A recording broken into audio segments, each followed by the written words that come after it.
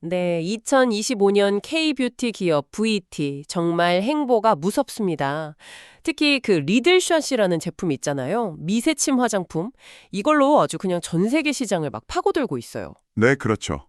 최근에 보면 영국 부츠에도 들어갔고 또 미국 얼타뷰티 온라인몰에도 런칭하고 계속 좋은 소식들이 들리더라고요. 네, 맞아요. 겉으로 보기에는 굉장히 화려하죠, 성과들이. 근데 이렇게 막 빠르게 확장하는 건, 또 여러 가지 생각해 볼 문제들이 따라오기 마련이거든요. 그렇죠. 빛과 그림자가 있겠죠. 그럼 가장 뜨거운 미국 시장부터 한번 얘기해 볼까요? 얼타뷰티는 이제 온라인 시작했고 곧 오프라인 매장에도 쫙 깔린다니까 기대가 커요. 7월이면 정식 매대에도 들어간다고 하고요. 시작은 좋은데요.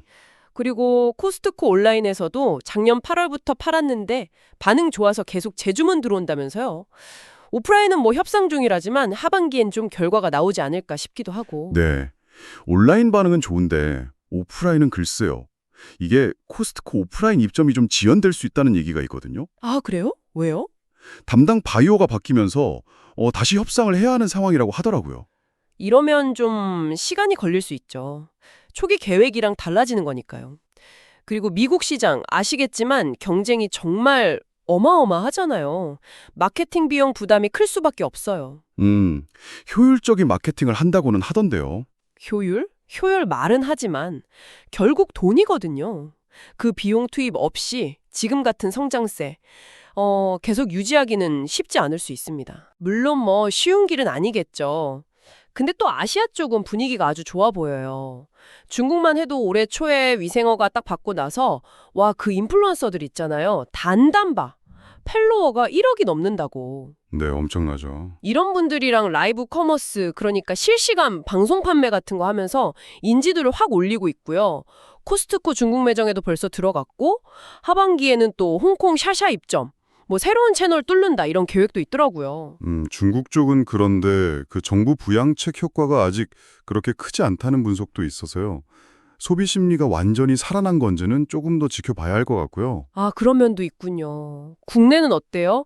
올리브영하고 협력이 아주 끈끈해 보이던데요? 국내뿐 아니라 올리브영 글로벌몰에서도 외국인들 반응이 좋아서 품목 종류, 그러니까 SKU도 늘리고 있다고 하네요. 뭐 슬로우 에이징 존 이런 것도 하고. 국내는 근데 아시다시피 시장 성장률 자체가 좀 둔화되고 있잖아요. 구조적인 한계가 좀 있죠. 결국은 해외 성과에 기댈 수밖에 없는 그런 부담이 있는 거고요. 동남아나 중남미 쪽도 쇼피 통해서 이미 8개국인가 진출해서 수요 확인하고 오프라인도 들어갔다고 하던데요. 일본 시장은 또 어떻고요? K뷰티끼리 경쟁이 너무 치열해지고 있어요. 지금 12,000개 매장인데 이걸 19,000개까지 늘린다. 이게 목표대로 될지는 좀 의문이고요. 아, 경쟁이 심하군요. 그래도 유럽이랑 신규 시장 개척에도 속도를 내고 있잖아요. 영국 부츠 입점했고 독일 알바니아 이런 데서도 척추문 들어왔고 그 현지화 작업 뭐 라벨링 이런 거 거의 다 끝났다고 하더라고요. 네, 뭐 시작은 했죠. 리들샷 포함해서 벌써 43개 품목이나 유럽 인증을 받았고 계속 추가 진행 중이라고 하고 중동 시장도 실리콘2 통해서 준비 끝냈다고 하고 정말 전방위적이네요. 유럽은 근데 정말 이제 막 시작이에요. 그 각 나라마다 언어 다르고 규제 다르고 유통망 뚫는 게 이게 보통 일이 아니거든요. 시간도 자원도 많이 들 겁니다.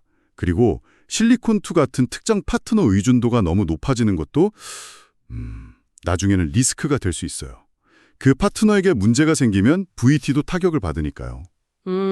일리 있는 지적이네요.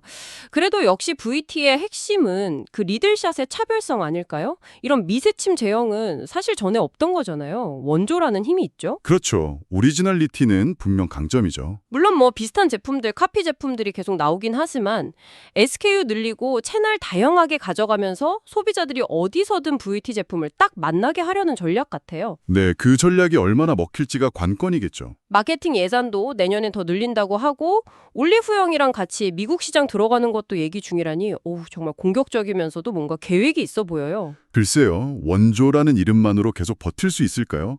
성공하면 당연히 경쟁자는 더 몰려들기 마련이거든요. 카피 제품 문제는 계속될 가능성이 높아요. 그리고 마케팅 예산을 늘린다는 것 자체가 어쩌면 기존의 효율성 전략만으로는 한계가 있다는 걸 보여주는 걸 수도 있고요. 아, 그렇게 볼 수도 있겠네요. 올리브영, 실리콘2 이런 핵심 파트너에 대한 의존도가 높아지면 높아질수록 그만큼 사업의 불확실성도 같이 커지는 거죠. 네, VT의 이런 전방위적인 글로벌 확장 정말 인상적입니다.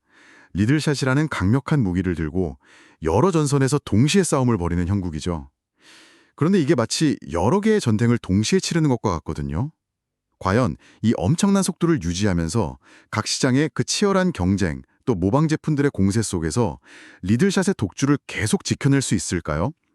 이 공격적인 확장이 정말 지속 가능한 성장의 동력이 될지, 아니면 오히려 자원을 너무 분산시켜서 위험을 키우는 결과가 될지 시청자 여러분께서도 한번 같이 지켜보시면 아주 흥미로울 것 같습니다.